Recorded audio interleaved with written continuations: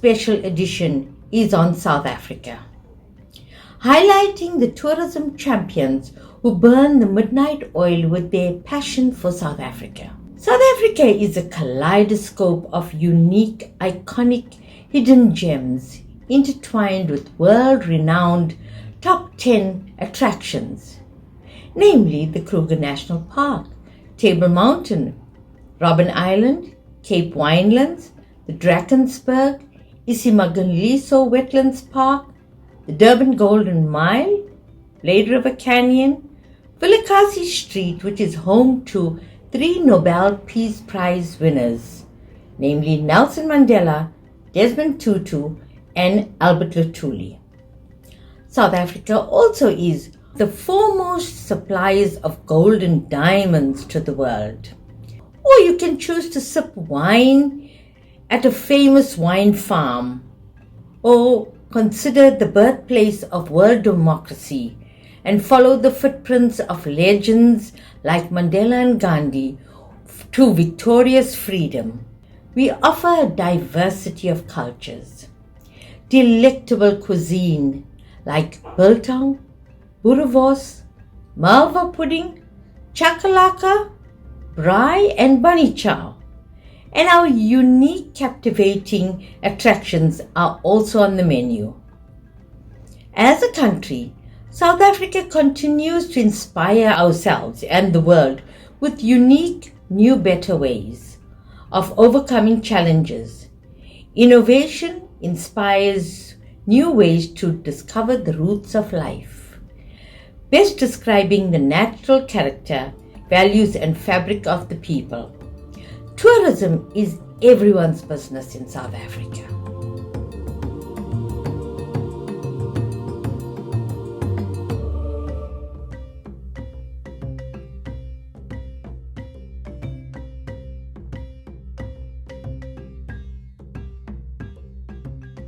I'd like to welcome our special guest this morning, Lara Mostert from the Garden Route. Welcome. Good morning, Lara. How are you? Morning. Very well. Okay. Nice trip today. Oh, beautiful, beautiful. Lara, please, Monkeyland is one of the most exciting and interesting places, and you are really one of the pioneers, you and your team are real pioneers in this field that you guys are doing. Can you tell us a little bit more about Monkeyland and what tourism was like for the last 2 years and some of the highlights that you have experienced? Well, Monkeyland opened in 1998, and why we opened it is we didn't like to see all these animals, wild animals in backyard cages and in small zoo cages, and well, basically we don't like seeing animals in cages. So we decided to buy a gigantic forest and do a rehabilitation program and release these animals into a forested wild situation where they, we obviously provide food and stuff like that. So they don't fend for themselves. But when tourists walk through our forest, they will see primates jump around and socialize with each other as they would in the wild. And we want people to see that rather than seeing animals in cages. I mean, it's terrible to see animals in cages. It's kind of like viewing humans in prison cells, So the whole thing was to try and make wild animals that are in captivity to make their lives better and to give them as much space and freedom as we could possibly financially do. So, and that's how Monkeyland started. We bought this forest and we started helping primates that were stuck in captivity, and we started chatting to zoological gardens and try to get them to send surplus primates to us so that we could give them a free space to run around in. We spoke to confiscation houses and places like that where animals were taken out of bad situations, and then they also sent their animals to us, and they free roam at Monkeyland. But we don't just have Monkeyland, we have Birds of Eden next door to Monkeyland, and that is, as I said earlier to somebody, it is the world's largest single dome free flight bird aviary. So in easier terms for understanding, it is the world's largest bird cage.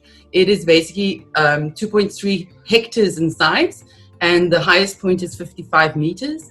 So it's a forest, a sunken forest with a big net over it. And one of the reasons why we started Birds of Eden is when we had just started Monkeyland, we found that loads of people were bringing their pet monkeys to us so that they could be free and have a free life and be with their own kind. But then they'd also want to bring their birds. So we saw that there was even a bigger problem with people that owned birds as pets than people that had monkeys as pets. And that's one of the reasons why Birds of Eden started, is because there were so many pet birds out there, and people started feeling bad about having their birds in these small cages. So we get a lot of people that bring their birds to us. And then we have a big cat sanctuary, and that is an unfortunate thing in South Africa. There was a period of time where a lot of petting and animal and wildlife interaction was allowed, and wild animals are not pets and should never be petted. And what then happens is people make use of them when they're little, and then when they get older, there's no use for them. So these animals then end up also in small cages or camps, and it's in a horrific situation. So what we did with these animals is we provide a forever home for them, and in very spacious camps and so forth. So the biggest space we can possibly do. And our policy is basically, once you come to us as an animal, we have an NGO. It's called the South African Animal Sanctuary Alliance. So all the animals are within the NGO, so they can never be sold, traded with, or harmed in any way. They are completely protected. And that's really what we about, is we fight for animal rights in tourism. So no to elephant riding, no to cup petting, all that kind of stuff. And we have always had a very strict policy, hands off our wildlife policy.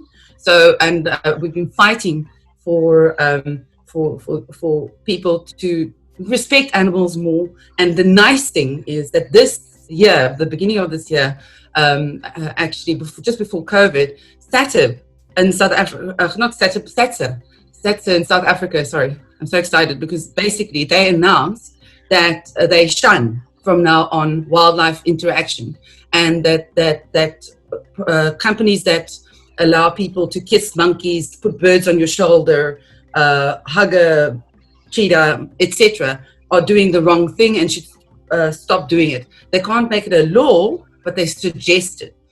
So it's basically they're supporting responsible wildlife tourism, which I'm so grateful for, because it has been since 1998. It's a pretty long fight.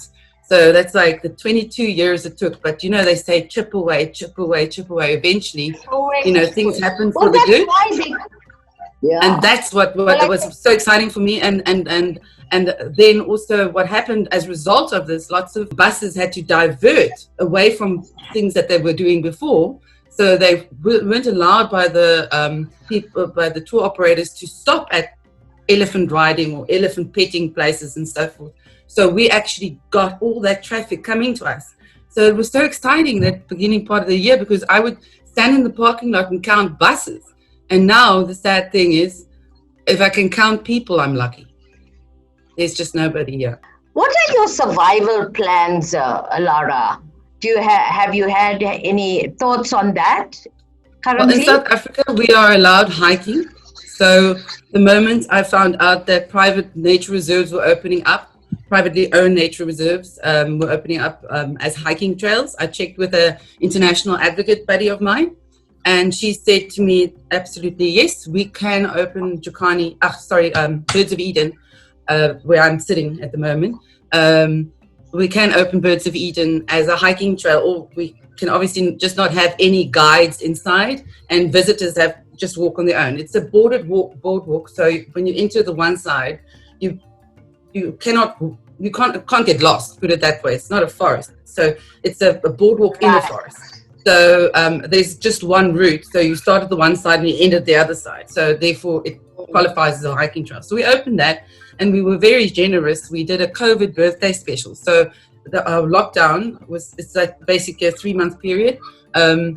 We said that if you had a COVID birthday, you could show your ID at reception, and then you could visit for free. And we did this in the hope that obviously not everybody in somebody's family will have a COVID birthday. You'd be surprised though. But so there might be 2 COVID birthdays that are coming for free, and then a kid. So then we get at least a little bit of money in from the kid. Listen, are we not getting good income at the moment? Not at all. I mean, if we get 6 people today, we're going to be lucky. But at least what I can do because is I can employ a receptionist, so one of my staff can come back to work, or 2 of my staff can. So we're staying open because this meant that we could bring in some staff back. So we ourselves as a company, we need, without now being open and all that, just if we were shut like we were before on full lockdown, we need 600,000 rand minimum a month. That's a lot. 600,000. I don't know what that is. It's a lot of money. But fortunately, our CEO is a very wise man, and he really cares for wild animals. So what he did always, and we've always done, is Monkeyland. There's no fat cat. So Monkeyland basically saved all its income from the tours it does, or when we have a special high season, we save that money, and then that money was used to build Birds of Eden. And together, Monkeyland and Birds of Eden helped Jukani, to get them out of their situation. And then together, the 3 sanctuaries put together a sanctuary in Belito, KwaZulu-Natal, called Monkeyland KZN. And then together, the 4 sanctuaries were saving to put a bird sanctuary next to Monkeyland KZN, which now will not happen because we're tapping into that money. So we're using that savings, all our savings, and Tony and his partners each put, I think it was 1 or 2 million in to help us survive. So, and then if the money runs out, we'll just have to, Tony will just have to dig in his wallet and put more money in, because the animals come first. We actually have a plan. But you're going to have to follow us on social media for that. It's to do with Monkeyland, because Monkeyland is on complete lockdown because it's guided tours only. So the exciting thing is, but I mean, we're just getting costings and stuff, but I think the Indian market would be really interested in this, because you guys are so hot on technology there. So we're putting 13 webcams into Monkeyland, into the forest, and 1 on the bridge from both sides also. And then we're going to have a swivel cam that you can actually steer around for yourself. And we're doing this whole big online presence, so you can actually almost take yourself on tour at Monkeyland, because we think that sanctuary won't be allowed to be open till next year sometime. So this is very exciting, and as soon as, well, I mean, it will be all over our social media once we get it going. We just obviously getting all the quotes in and making sure we don't waste money and that kind of thing. But of course, you guys have always been so proactive in the industry, and especially I think you are one of the leaders in the crusade for responsible tourism with the animals. So that is why you all are the pioneers in the Garden Route. Lara, can we basically look into the future now? Let's see what your crystal ball has in store for your facilities in Monkeyland. Our COVID protocols are really high. And as you can see, I mean, I've got my little mask here. We have our sanitation levels. We've proven that we know how to handle or navigate this pandemic. So it's safe to come and visit us. That's number 1, which plays in our favor, because people are always going to be a little bit scared to travel, I think, and we've got to make sure that people aren't scared of traveling. So, and then the other reason why we'd be doing good, well, is there's a lot of pressure for these wildlife petting places, the irresponsible tourism, if I can call it that, irresponsible, not responsible. There's a lot of pressure for them to change their ways. And now with COVID lockdown, many of them are closing up. So I think that the world will come out of this epidemic as a better place. And people are going to look for responsible, ethical places to visit, and they're going to be trying to do the right thing instead of always just bashing their head against a brick wall. When you do something, there's no reason why you can't change your ways. If you supported wildlife petting before, and you thought riding an elephant is kosher before, if you open your mind and you realize that it is wrong, then you can change. You just don't do it again. You know, that is the attitude that I think a lot of people have. They want to be better. I think the people in this world in general, we're going to be better, we're going to pollute less, and all so forth. And I think places like our sanctuaries that have always fought for a better world will get support.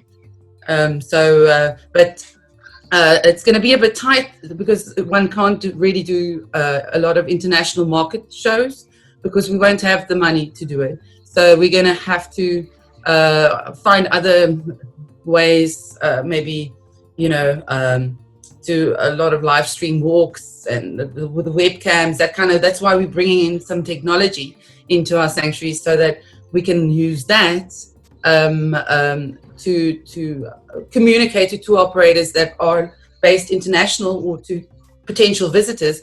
And the nice thing about the webcams as example for future is that the cameras, they're motion sensor, and we're putting up a bank room where we bank the video footage that's really funny and good. And just as an example, yesterday I was up at Monkeyland to go and take some marketing photographs, and I sat there, it was so joyous. I was watching like a group of about 5 or 6 young males, capuchin monkeys, playing tag, like in Afrikaans you call it on. So, and there was a tree with like a hollow in it, and obviously it was another hole on the other side. So the boys would like run in there, and then they'd run up the tree, and then there was some monkey ropes, and then they'd jump down, and then they'd jump on each other. It was so much fun to watch. And now where people don't have the fortunate ability like me, where I can go and just view something like that whenever I want. The nice thing now is that we're actually opening up the sanctuary to people, viewers all over the world, so you'll be able to enjoy watching scenes like that. Or it's just gonna, I think everything will become better. And I'm a positive thinker. I really always believe that the wheel turns. I understand that. So like with COVID at the moment, we're dangling here at the bottom of the wheel. It's not very nice, and we're kind of hanging on with our fingertips. But that wheel has to move back up. So, absolutely. And you just have to think out of the box, and the harder you try and the more positive you are, the faster that wheel is going to turn. And then it's just a matter of keeping that wheel balanced on top and shedding bad habits. Right.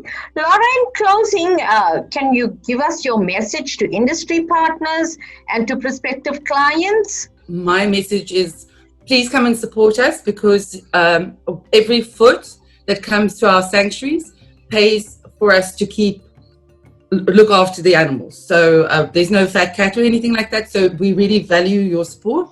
You are part of the vehicle. If you visit us, that money goes towards caring for the animals. And we have like more than 5,000, I think. And then my message to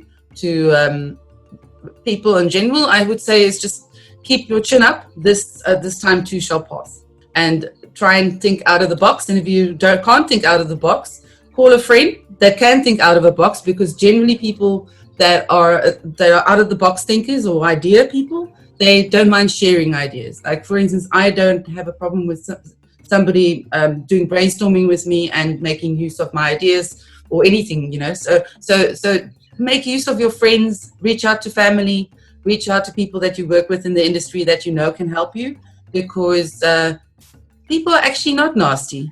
If you ask, most of the time they will help. And if that person says no, the next one's going to say yes. So just keep on trying.